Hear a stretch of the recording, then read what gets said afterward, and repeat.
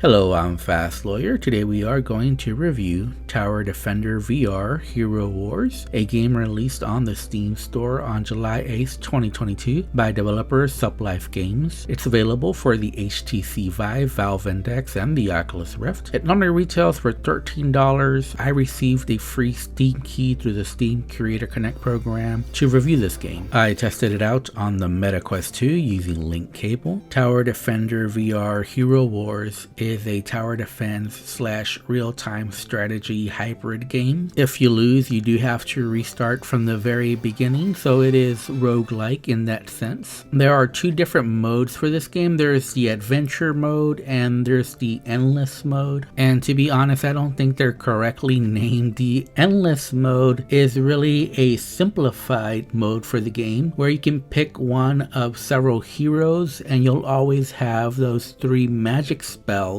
that correspond with each different hero. And you don't have to worry about upgrading your towers or upgrading your attacks or choosing which spells to unlock. You just have to defeat the scenarios with the 3 magic cards that you have and choosing which towers to attack first. So these levels are more relaxing, but they're still very strategic as you have to decide where to attack first, how to most efficiently use your magic spells, how to most efficiently move your soldiers, and also how to respond to your enemies' attacks. The other mode is the adventure mode, and here you have more traditional tower defense tactics where you do have to upgrade the towers, you have to upgrade your soldiers, and you have to choose which spells to unlock first. And there is very much an RNG factor here because there is certain synergies which the upgrades that you'll need in order to have the most efficient attacks. So you do have to very smartly choose your upgrades, but also get lucky as some of the magical attacks are more powerful than others. You do go against bosses every 5th level, which does ramp up the difficulty, but a lot of the difficulty with this game is just getting an early head start. If you have a good start to the battle, you'll probably win. If you have a bad start, you'll probably lose. Comebacks are very difficult due to the nature of the game, where you're trying to build the strengths of each tower by putting soldiers in each tower as fast as possible.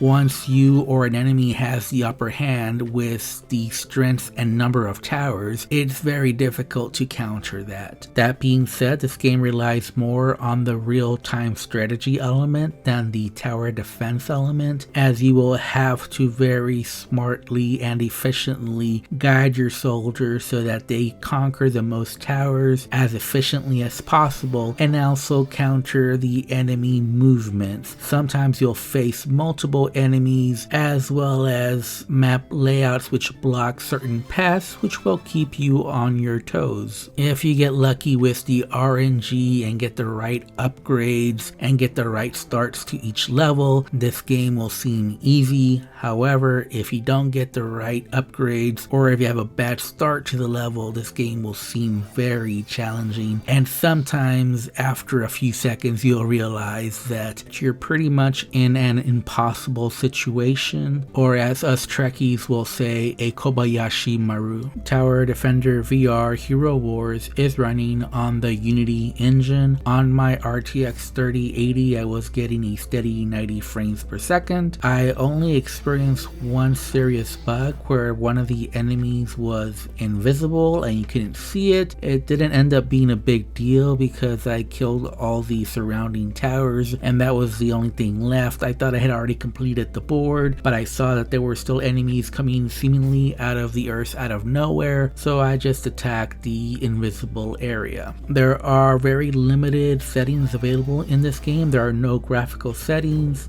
There is no traditional locomotion, however you can grab the air and pull yourself forward, backward, all around. So you do have locomotion through that method, and you can also turn by almost the same method where you use both your arms to twist yourself around. On the adventure mode, I got all the way up to like level 67 I believe, and the game just kept going, and at that point I got pretty bored because I was pretty overpowered and I was just plowing through the enemies. So I don't know how many total levels there are in this game, but there does seem to be quite a number, and a lot of the times you will not get that far because it does have a rather challenging start to the gameplay. Oddly, this game is only single player. There is no multiplayer available, which is a miss given that it's real-time strategy. I would think this game would be a lot better with multiplayer. Some of these scenarios might be fun to go against a live player versus the AI. The AI sometimes does seem to be unfair, as it seems like the opposing forces all focus in on you.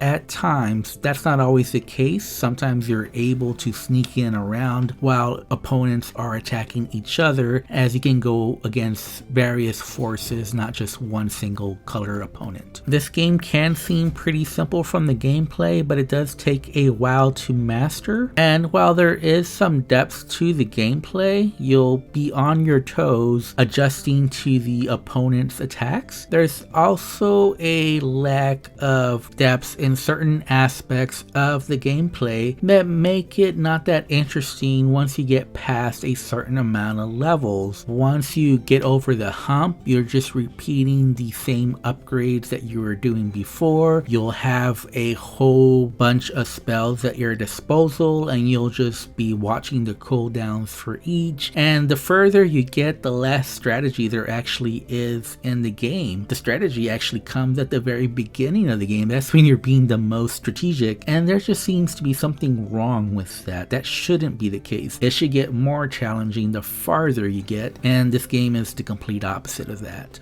Overall, I did have some fun in this game. It's not a bad game, but it just lacks enough variety to keep it interesting after you've played several levels. It just gets a little bit repetitive. It also doesn't help that all the interactions here are point and click, which makes you wonder why this is even in VR. You do have a nice view of the battlefield, but that's pretty much all that VR brings to this game. If I have to rate this game, I would give it a 6 out of 10. I do think it can be fun, especially if you like real-time strategy in this type of tower defense format. It does feel at times as though you're solving a puzzle for each level. I just kind of think this game missed the boat by not having multiplayer, because I think that's where this game really would have shined. Anyways, I'm Fast Lawyer. This has been my review for Tower Defender VR Hero Wars. If you enjoyed my review, don't forget to like, comment, and subscribe. And as always, have a wonderful day and enjoy the rest of the video.